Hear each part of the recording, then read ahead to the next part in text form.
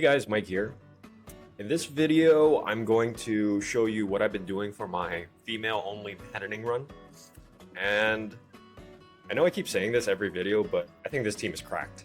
And I don't know if it's me getting better at the game, or I think it's me getting better at the game, but it's also me doing things more optimally, like preparing, classing up in a timely manner, getting the items and the right refines on the right weapons in a very efficient manner. So I think that's one factor, but anyways, we'll just go through this list and I'll show you what I'm doing. By the way, I'm actually streaming this playthrough on Twitch, so I'll leave a link in the Twitch description. And honestly, I stream whenever the hell I feel like it. Like, I don't have a schedule. And basically the only reason I'm streaming is, it's a chance for you guys to just ask me whatever the hell you want. And I'm glad to explain what I'm doing. In fact, it's easier for me to explain what I'm doing when you just pop by on Twitch and just ask, rather than me like explaining in the comments or making videos, because I'm allowed to elaborate more. And I don't care if you join, really, because I would just be playing by myself alone in my room. And if you join on Twitch, then it's just hang out and ask questions. Alright, so we can get into what I'm doing here. So this playthrough, I'm actually only going to train 13 units instead of 14, like in my male-only Maddening playthrough, because 14 is just too difficult to train. Like, because you have limited deployments. Like you only have really 12 deployments for a large majority of the game, and when you're trying to train 14 with 12 deployments, it just gets a little weird. Like, people start to get too far ahead, and then usually one person is falling behind very badly. Yeah, so and you only really get the 14 deployment slots once you get Mavier and Vale, and then all the maps after that, I believe, are 14. So it's not really till endgame that you get to use 14. So what I'm gonna do, instead of training 14, is I'm going to just train 13 this time, and I think that will be more manageable. And then once Vale joins, I'll add Vale onto the team, and then we'll have all female units. And another thing about this playthrough is I'm not using the dancer, so Sadal is not going to be on this playthrough, and I think that will be challenging, but I don't think it'll be that bad, because basically you just have to find a unit that can replace Sadal. And what is Sadal? Sadal is basically a unit that lets you do anything, right? Because he can morph and allow you to use whatever unit you feel is best. So if you can just find a unit that can do a lot of things, then that effectively replaces Sadal. I mean, it's not going to be as good as Sadal, but it's sort of, in principle, that's how it would work, right? And for me, that's actually going to be Fram. I made her High Priestess. She can do tomes, so she can shoot magic. She has staves, she can do staves, and she has fists, so she has some form of physical damage as a physical speedster. But we'll get to Fram.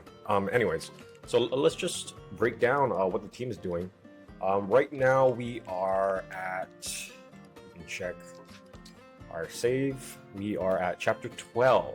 Okay, so we just beat chapter 11, which was the escape chapter, and that actually went really smoothly. Like, if whoever saw it on Twitch, like, I beat that in one try, and that was actually pretty easy. But it should be easy given how many times I played Maddening already. So anyways, going back to the units. So we have a Lear here. Just going to keep a Lear at Divine Dragon. In my last male-only playthrough, I tried putting a Lear as a Wyvern Knight, and honestly, the Dragon type right here is just too good. Like, it really boosts the effectiveness of emblems, and it's basically, if you don't make a Lear into a dragon, then it just makes a Lear into a worse unit, quite frankly, because like, it's just a Lear just becomes a generic unit, and there's really no reason to not go dragon, especially if you're trying to make a Lear stronger, right? So dragon is just the way to go. Feel free to put in the comments if you have another nutty combination or build for a Lear, but I really don't think there's anything better than just sticking as Divine Dragon for a Lear. And Lear doesn't really have anything going for her. She only has Liberation, and I'm just, she's actually the weakest on the team right now because I've been focusing on the other units. but she's actually holding her own. Like there's nothing special. I just need, you know, just swords, break axes. I just use her to break axes, maybe get some kills when I feel like it, but I've been mostly feeding kills to other people. We just got Lucina, you know, it's the standard 90% proc on bonded shield. So that's nice. Nothing to say about Lear, so I'll just move right on. Fram, okay, Fram, this time I'm using her as a high priest. In my previous playthroughs, I use it as a martial master, and I think martial master is pretty cracked, at least on Fram. So yeah, she's a high priest. And like I said earlier, the reason I'm using high priest is because that will give her access to tomes, which is, you know, we have a magic option, so she's a good magic backup in that case. We have staves, and another reason I wanted to go high priest is because she has S staves, and S staves will let you use those really end game staves like the entrap stave. I really want to try use the entrap stave a little bit more, and those offensive staves. So yeah, we'll try to use those a little bit more. I definitely want to get Micaiah's skill, the staff proficiency, or the one that gives hit for staves, because using those offensive staves on enemies, you know, they can resist the hit on those staves, and it really makes a difference to the hit rate for staves if you use that stave mastery skill from Micaiah. And again, like I said, those high level staves can only be used by S rank staves, so that's another reason to go high priest. Whereas martial master, you can't use S stave. I think it's only like B staves for martial master. And so, you know, we're taking a hit to our fist level. A martial master has S fists, but I think the B fist is not a bad option, because honestly the steel hand art is actually pretty equivalent to the flashing fist art, which is a level A fist. And you know, the flashing fist art just gives you speed, and it's, you know, speed +5 when you initiate, and it's also only, you know, the attack power and the might on steel hand art versus flashing fist art are actually extremely comparable and pretty equal. The only thing is the flashing fist art, which is the yellow fist art you get from Hyacinth, it's actually incredibly easy to upgrade, whereas the steel hand art I think takes a little bit more resources to upgrade. But honestly, I'm not really using Fram here for damage. I'm just using her to break daggers and break tomes and break bows, like when I see a good opportunity. So, you know, I think this fits her role really well. The steel hand art I think will be just fine. And like I said, she has the magic option. Might switch this tome to something else, you know, as we get more tomes, but we'll see. And then, you know, just 3 staves. I think this is a good loadout for Fram. You know, the heal stave, obstruct, and restore. What I'll probably do is take the heal stave off of Fram and just load really high level staves on her once I get them, and then leave the healing to my other units that can use staves, because I actually have a lot of units on this squad that can use staves. So yeah, I think Fram is going to be another juggernaut in this run. Like, she's going to have so much utility, and it's going to be really nice. For personal skills, not too sure yet. You know, we're sitting at a nice 1100 SP. We're definitely going to try get stave mastery on her for Micaiah once we get Micaiah back. That's one I definitely want to go for. And I'm not too sure about the last one. Maybe Canner. I don't know. We'll see. But anyways, that's Fram. I have really high hopes for her. I actually really like this outfit much better than the Martial Master. The Martial Master outfit is pretty nice, but it's a little too Asian, because, like, you know, this Elios location, you know, it's going for a more European fantasy vibe, and I don't know, just like the Martial Master outfit just kind of stands out a little too much. I think it's really funny on Kagetsu though, but I'm not saying the Martial Master is bad by any means, but I think the High Priest outfit that we have here is actually very it's like a modern take on a priest or something like that. It looks pretty cool in my opinion. Unfortunately, I can't show it like in her full body, but I really like this High Priest outfit. I think it's pretty nice. All right, next we're moving on to Etri. Etri, in my very first playthrough that I cleared Maddening on, I used her as a sniper, and you know, that I don't recommend it. If you want fun, yeah, go sniper. If you're going for optimal builds and shit, don't really need to go sniper. But warrior, we have Etri as a warrior this time, and she is extremely good right now. You know, once she classed up into warrior, she got, I think it was like +7 strength going from archer into warrior. Someone can correct me on that, but the point is she had a shitload of strength once she classed into warrior. You know, longbow, of course, we're gonna put her on Etri since we don't have like a better archer right now. But longbow with Roy emblem on it, I find it's a really reliable combination. just does a lot of damage from 3 range. We also have the Killer Axe on her. Honestly, I've been using the longbow mostly because, you know, that 3 range is just so valuable, especially early game.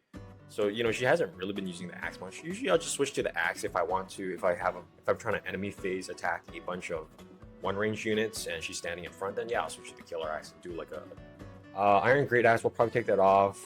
Tomahawk and Iron Great Axe, don't really need right now. I think I just got these. I just threw it on her just so she had options, but honestly didn't really use them. Steel Bow for the reliable 2 range right now.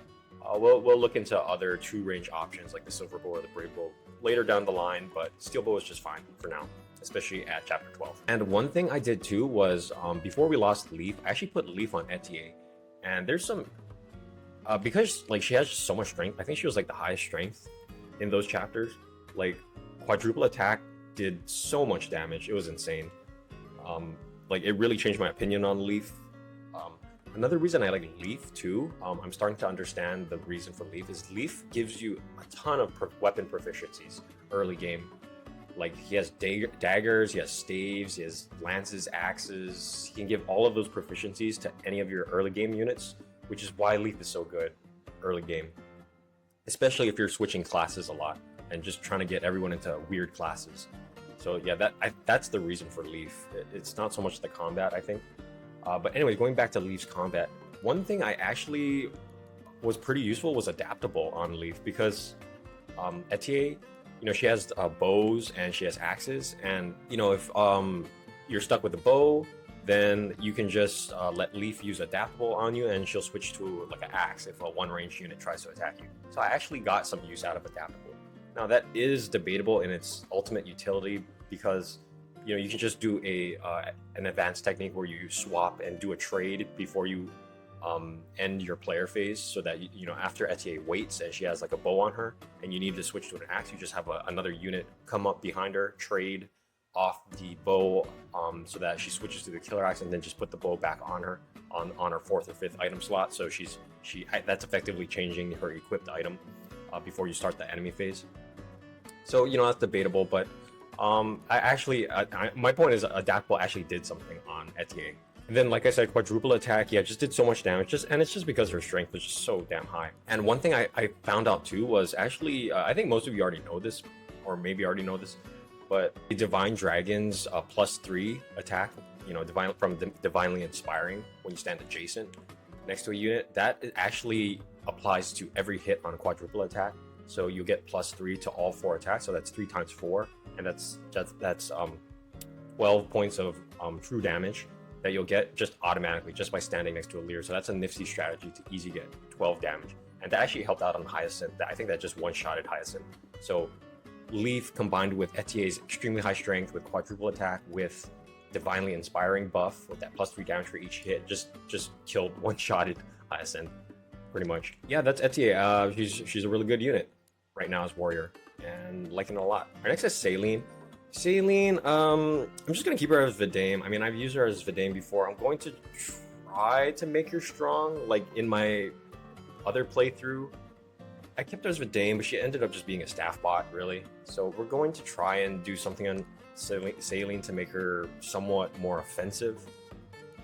You know, we just have these tomes right now. She is lacking a little bit magic. I haven't been getting really lucky with her magic level ups right now. So yeah, just stay tuned for Saline. We'll see what we can do with her. And you know, we do have another stave user, so if everything goes to shit, at least she can use a stave and heal people. But yeah, nothing to really say about Saline. I mean, I know you can put the Levin sword on her, but the issue with the Levin sword is weight is 11 and her build is 5. So it's like, okay, you can put the Levin sword on her, sure, that's fine, but it's like she's not doubling anything unless you invest in her build, or if you get really lucky with speed level ups or something. But I'm not a big fan of the Levin sword on her, honestly. I mean, don't get me wrong, like, yeah, she'll do damage, but she's not doubling anybody by any means.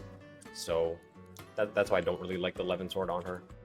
So I think tomes are fine for now, but honestly, her stats are just kind of flat across the board. So that's what's really making her struggle a little. And yeah, I've been trying to feed her kills, and it's, yeah, I don't know. We'll work on Saline. She's not a lost cause. We'll figure something out for her. Okay, this is my first time using Chloe. Yeah, she's pretty strong. I'm trying to figure out why she's so strong. Like, is it like her strength is nothing, is pretty much not that good. It's only 12 strength. I think maybe it's her speed. Like, she just gets so fast early on that she's able to double reliably. I'm not sure what it is. Like, I mean, originally I had a Sigurd engraved steel lance, and she was putting in work. I think it was just because her speed was so high that she was doubling reliably, so she was getting a lot of damage out. But eventually, I wanted to move the Sigurd emblem to the Killer Lance because, you know, once we lose Sigurd, well, we already did lose Sigurd, you know, you can't switch the engraving, right? So I figured, okay, let's just put it on the Killer Lance because, you know, we're going to invest in the Killer Lance. And this is pretty good on her. You know, she's a reliable crit fisher because, you know, we have the speed, you know, allowing her to double and get that effective 2 chances at a crit. But honestly, the Sigurd Lance, it doesn't actually give crit. It doesn't give a significant amount of crit if it gives crit. So it's not like the, you know, a more ideal emblem for the Killer Lance would probably be the Lin emblem or the Corn emblem. But the nice thing is, like, the Sigurd emblem gives like +1 might, so that does help her strength issues a little. I would say you know, it's not it's just a very balanced upgrade for the Killer Lance. It's not like the best upgrade, like if you're trying to really get her into a crit fisher role. So it's all right. I'm not saying it's super good, but it's fine. You know, you'll get your crits and you'll do a lot of damage, but it's all right for now. But she's just been really reliable. I classed her up extremely early, so she got Griffin Knight, and she put in a lot of work on those early game chapters. So I think that's one reason she did so good, just because I classed her so early. Javelin for 2 range, might take off the Steel Lance, don't really need it anymore. We do have the Rider's Bane +3. This is one thing I like to do personally, is like I like to upgrade the Rider's Bane early and just put Emblem of Beginnings on it, because, you know, once you lose Marth, there's nothing to really, you know, you got to find a weapon you want to have the Emblem of Beginnings on for a good 7 chapters or even longer, because Marth is like the last one to come back, so it's actually more than 7 chapters.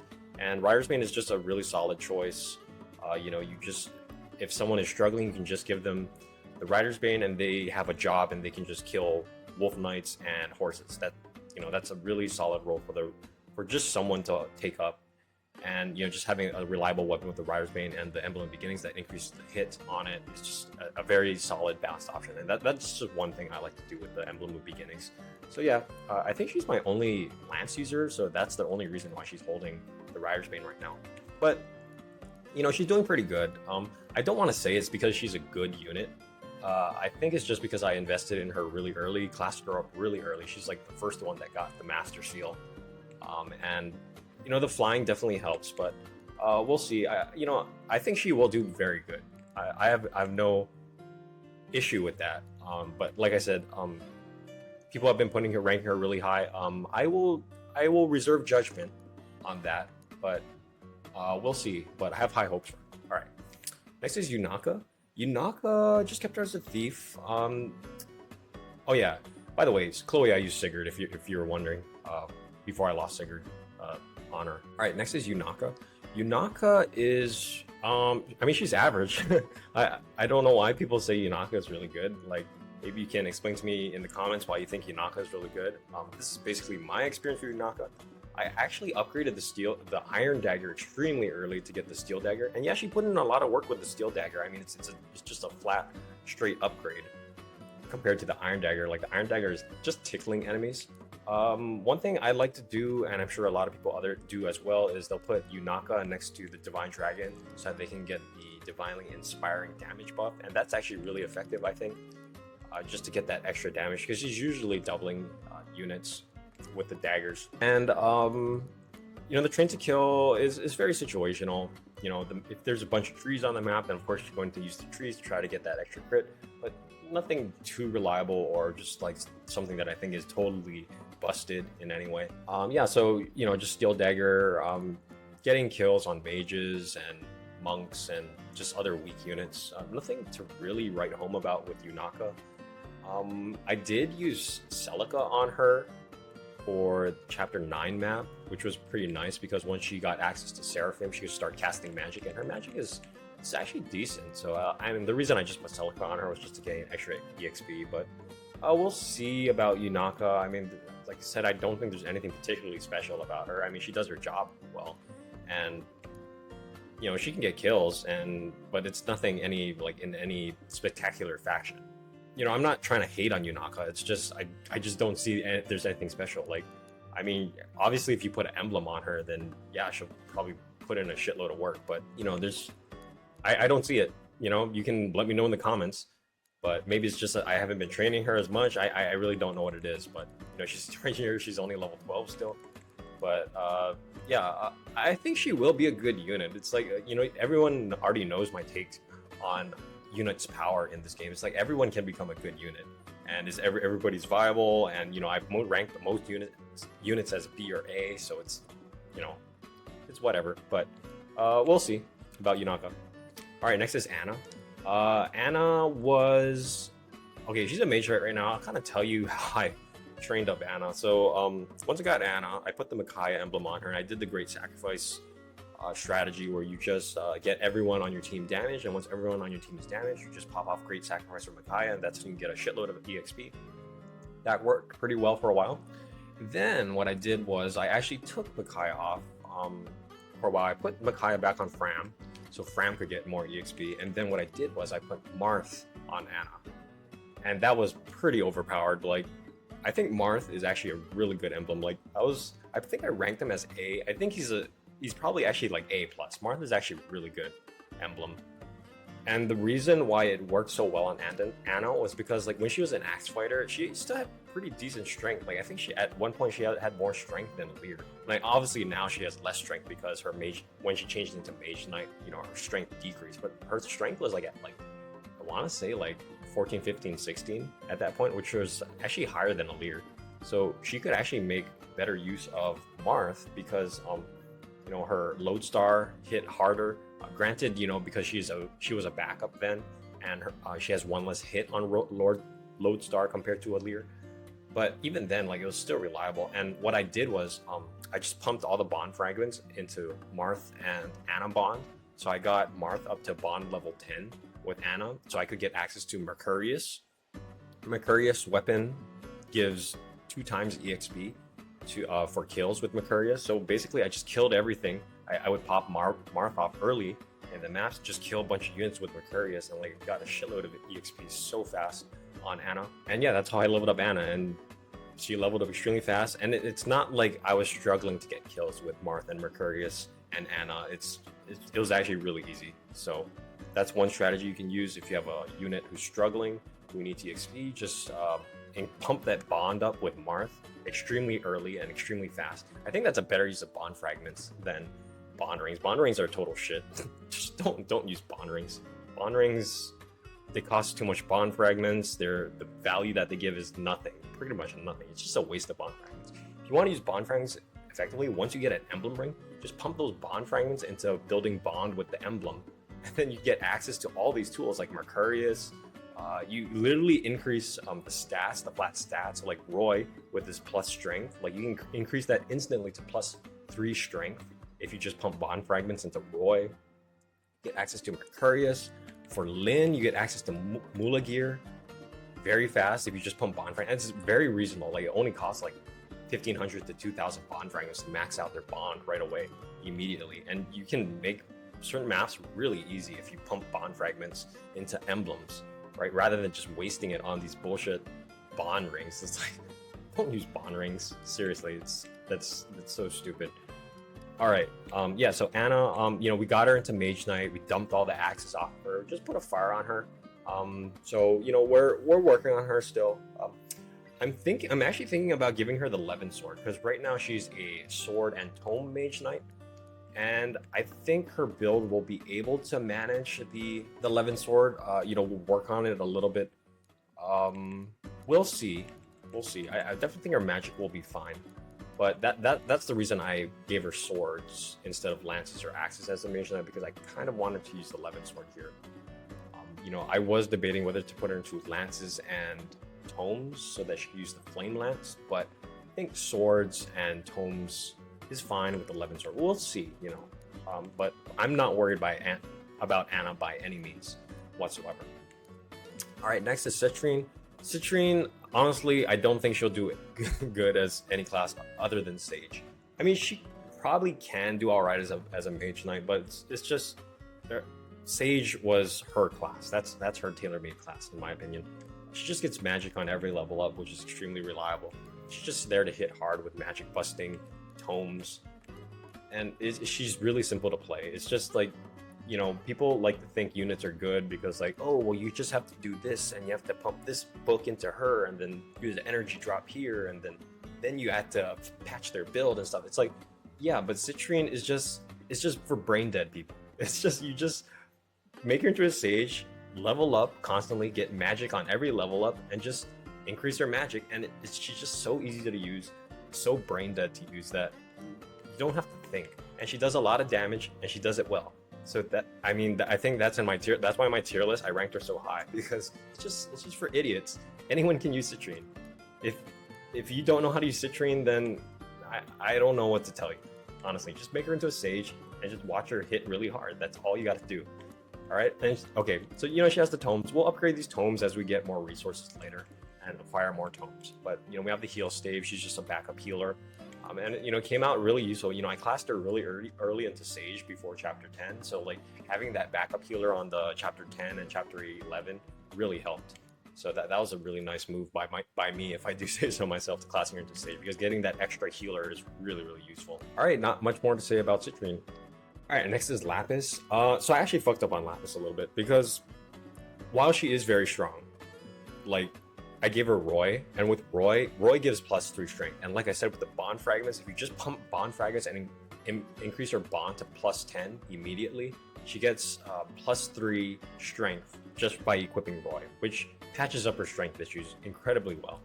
And she gets access to holdout. So like honestly, I just stuck her on pillars on chapter 10, where you know where Rosado and those flyers are threatening, and I just sat her on the pillars and holdout put in work. She has high speed, and with the pillars she was able to dodge quite a few attacks as well. So it was incredibly, you know, holdout was is a very good backup. You know, it's good for face tanking a lot of moves in my opinion. So I think Roy is actually a very strong emblem. Now that I've been rethinking and constantly replaying, and after all these playthroughs, I think Roy is definitely up there because he gives you that +3 strength. He gives you sword power. He gives you holdout. He gives you rise above, and then you have that nice ability with Blazing Lion as well. Yeah, I think Roy is actually a very good emblem. But anyways, for Lapis, you know, so I actually screwed up on her a little because what I wanted to make her into is a hero, and unfortunately, I forgot to train her in lance proficiencies from Sigurd and Leaf. So I wasn't able to get lance proficiencies on her. So because you need both sword and either axe or lance proficiencies to turn into hero, unfortunately I have to just keep her as a sword master for now. And it's not the end of the world because while I did use her as a sword master on my previous playthroughs, sword master, the growths in sword master compared to hero are actually very close. Like I think hero gets a little bit more defense and a little bit more HP and a little bit more strength, just only 5% more. While Swordmaster has like 5% more speed or something. Hero and Swordmaster are actually very similar in growths. So from a stats perspective, I'm not too concerned about that. I'm just a little upset that I just totally forgot to get that lance proficiency before I lost all those emblems. And the issue is like Lynn and Ike and Lucina, they don't give lance proficiencies. Maybe Byleth, I actually don't think Byleth gives. I think Byleth is just swords and fists proficiencies. I have to double check on that. But anyways, the point is I'm going to try and make her into a hero this time because I already made her into a sword master before. And we're going to give her lances and swords as a hero. And I think she'll do pretty good. We'll experiment with Brave Assist a little bit more. And honestly, she's doing fine as a sword master. You can just sword master, you just go into Crit Fisher, put Lynn on her, get Alacrity, get Speed Taker, and you get 2 chances at a crit before the enemy can even attack, pretty much. So that, you know, that's just a classic bread and butter, easy way, reliable way to play Swordmaster. And because her strength is actually pretty good, she actually does damage with the Armor Slayer, which is nice. So yeah, but we'll keep, you know, when we get Roy back, we'll put Roy back on her. I think Roy is actually a really good emblem. Yeah, not much to say about Lapis. All right, next is Jade. Jade, I'm just gonna make it to a general. I keep saying this in the comments. General is a really freaking good class. It's just so simple. It's so easy to play. You just get a shitload of defense, nothing can touch you. Then you just equip a tomahawk or a silver great axe, and you just watch everything die. It's like, again, it goes back to the same thing I've been saying with Citrine. It's for brain dead people. Like any idiot can use a general, any idiot can use Citrine as a sage. So you just make her into a general, and you just watch everything die, and nothing, and all the enemies' attacks just basically tickle you. And again, I'll say it again. Well, what about magic damage? Well, you can use pure water. You can stick a pure water on, and if you're expecting a magic attack, you can face tank a mage attack with a pure water. Or there's other options as well. You can do chain guard as well. You can block that. You know, if a thunder mage or a Thoron mage is going to attack your jade, just chain guard it. Like thunder and Thoron can't follow up attack, so it's guaranteed to only be one hit, which you will chain guard. And yeah, and it's not the end of the world. She face tanks a Thoron because, you know, generals generally will have higher HP growth, and they'll usually be able to take one attack, I think. And like I said, if that doesn't work, just use a pure water. Jade, I think, has a little bit more growth and resistance, so even then, she should be able to take on at least one magic attack. But yeah, general overpowered. You know, we got the hammer with the leaf emblem on it, just to increase its hit a little bit, and I think it increases might by 1. Just a reliable option. Like, I even use it just to attack regular enemy units. I actually don't even just use it to attack armors. I actually use it for all sorts of units, just to have a solid one range hit on enemies. All right, next we'll move on to Ivy. We just got Ivy. I'm still planning what to do with her. I definitely don't want to turn her into Lindworm this time. The class I might change her into is either Paladin or Bow Knight, maybe. I don't know. I'm not really sure about Ivy. You know, and I don't want to put her into Mage Knight because Anna is already a Mage Knight, and for me, I don't like to double up on classes. I like everyone to have their own class, because from a team composition perspective, that allows people to cover each other's weaknesses, right? Because if I have 2 Mage Knights, then it's like, sure, Mage Knight may be a very good class, you know, with Chaos style and stuff like that, but if a situation arises where I don't need a Mage Knight and I just need someone else, I have a higher probability of having someone else being able to fill that role, right? Whereas if people have the same class, then it's like there may be a situation that arises where I don't need that class and it's just going to be unoptimal. So that's the reason why I like to have different classes for every single unit. So yeah, for Ivy, not sure. I still have to look at her growths. Maybe you can let me know in the comments any good ideas for Ivy that are not Lindworm, because I'm not going to make her Lindworm. I already used that class before. I'm thinking Paladin or Bow Knight. I'm still not sure, but we'll see. All right, these are all the units, but so this is actually 3, 6, 9, 10, 11 units. So we need 2 more units.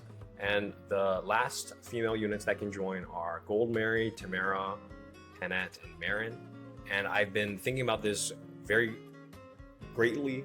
And although Penette is my favorite unit, my favorite female unit, just from a design perspective and character perspective, I'm gonna actually bench Penette. I'm not going to use Penette, just because like her, you know, she just goes into Berserker or Warrior. We already have Etri as a Warrior. I don't really want to use Berserker this playthrough, so I think we're just gonna bench Penette. I don't want to use Tamara because Tamara really only has that one playstyle, and it's annoying. If you guys think Tamara is strong, I'm sorry. I wanted to like Tamara, but she's not.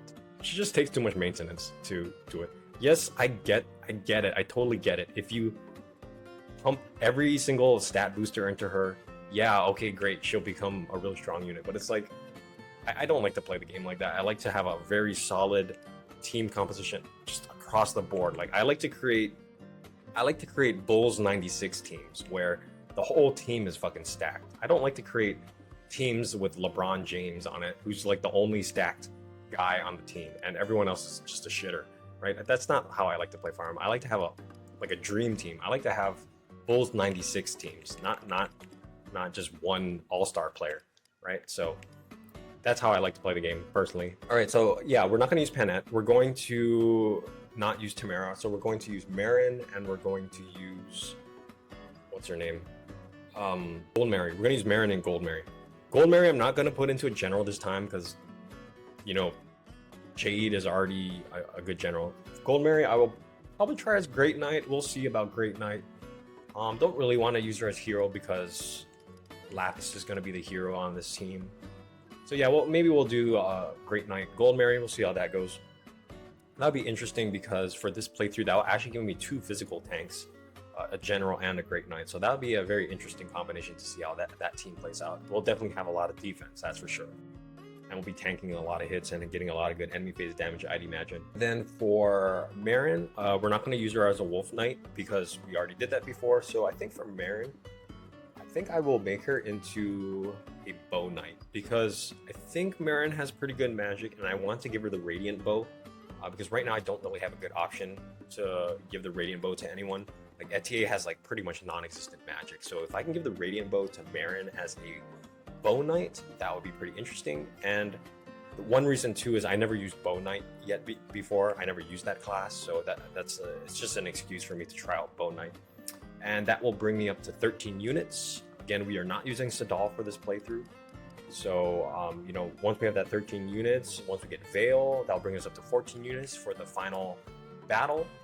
And I think this team is also very good. And, you know, it goes back to what I've been saying in my previous videos. If you know how to build units, if you know how to play this game, if you know how to master all the mechanics in this game, if you know how to master resource management, tactics, all aspects of the game, you will do just fine.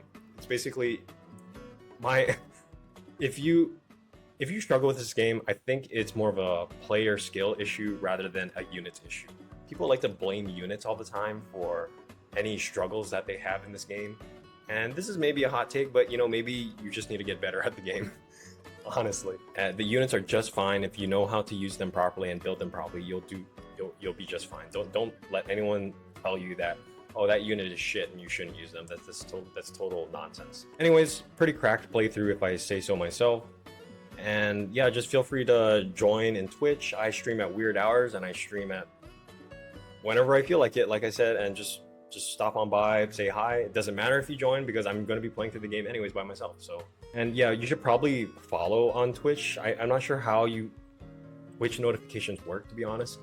So because I stream at just random times and weird times, it makes sense to actually follow because then you hopefully get a notification that I'm actually on Twitch streaming live. That way I don't have to keep like letting you guys know. But anyways, hope you guys enjoyed that video. Again, having fun with this playthrough. I think this is another cracked playthrough, but anyways, thanks for watching.